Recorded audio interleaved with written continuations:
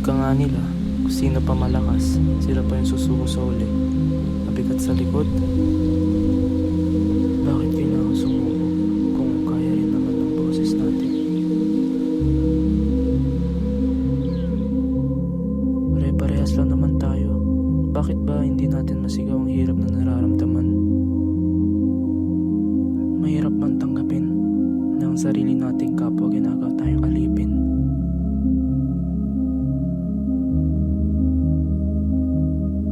Ganito ba? Tahimik na lang, walang laban.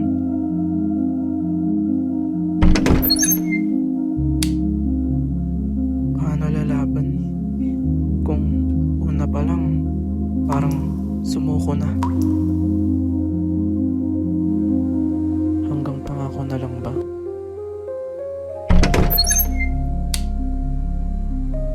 Walang makain, walang tulong.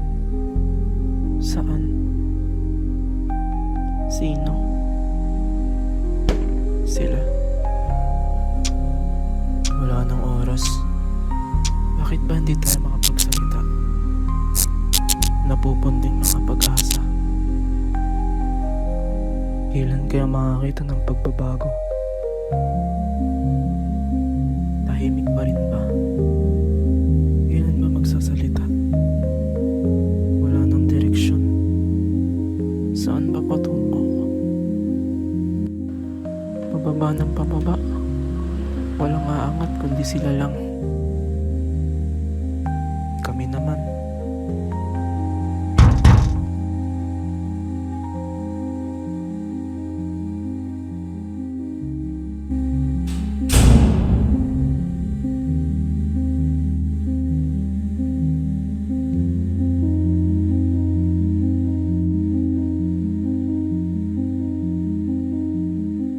Tayo na lang din bubuhat sa mabibigat na damdamin.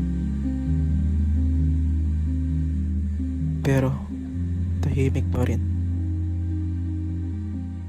Hanggang guhit na lang ba ang kalayaan? Hanggang takip bibig na lang ba't hindi nalalaban?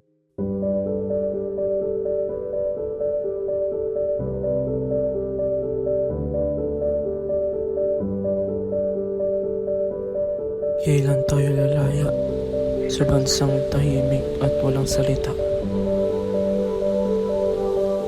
Anong pwedeng hakbang sa bansang hanggang takip bibig na lang?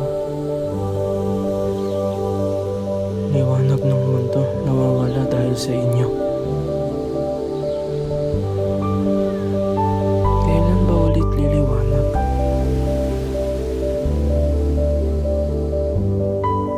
Pare-parehas lang naman tayo.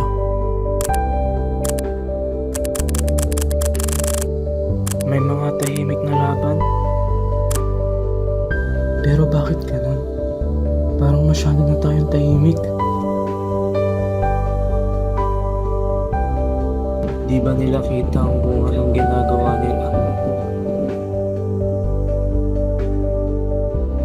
Di pa ba sapat ang kanilang nakuha?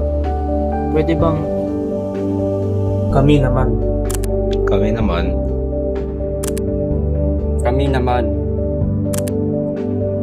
Kami naman. Kami naman. Kami naman. Kami naman. Kami naman. Kami naman. Kami naman. Kami naman. Kami naman. Tayo naman.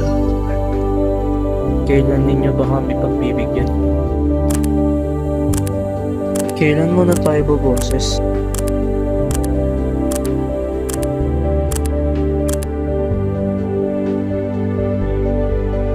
Kailan tayo lalakad sa tama?